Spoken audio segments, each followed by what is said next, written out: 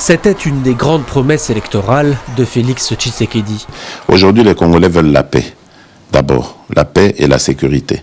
Et ça, c'était mon engagement parce qu'en faisant campagne, j'ai été à l'Est et j'ai vu comment mes compatriotes souffrent. Pour régler la violence des groupes armés dans l'Est, le président congolais prend une décision radicale.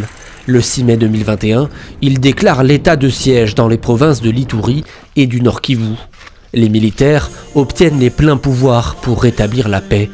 Couvre-feu, interdiction de se rassembler. La mesure est ultra restrictive pour ses habitants. Plusieurs mois après sa mise en vigueur, la commission défense et sécurité de l'Assemblée nationale remet un rapport accablant sur ses conséquences. Elle évoque de nombreux dérapages, des violations des droits de l'homme ou encore une aggravation de la corruption.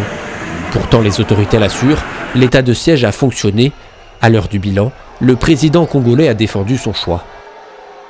Ce régime d'exception a permis l'amélioration de la situation sécuritaire dans certaines zones des deux provinces concernées. Une amélioration que le chef de l'État a jugée suffisante pour alléger son dispositif. Depuis le 14 octobre, le couvre-feu est levé, mais les combats sont loin d'être terminés. Ils se sont même accentués à certains endroits, malgré les tentatives du gouvernement de rétablir la sécurité.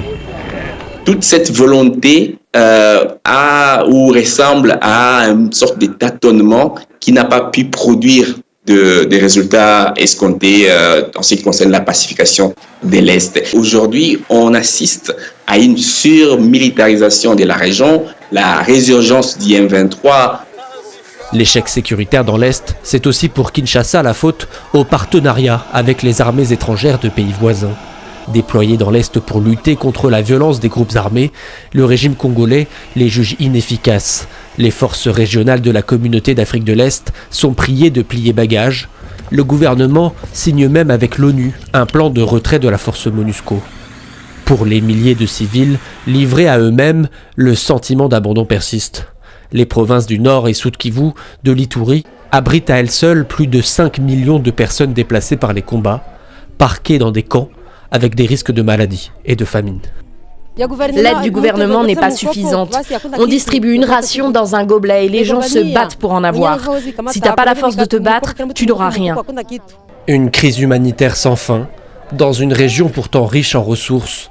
Faute de sécurité et de stabilité, l'Est de la RDC sera encore au centre de la prochaine élection présidentielle.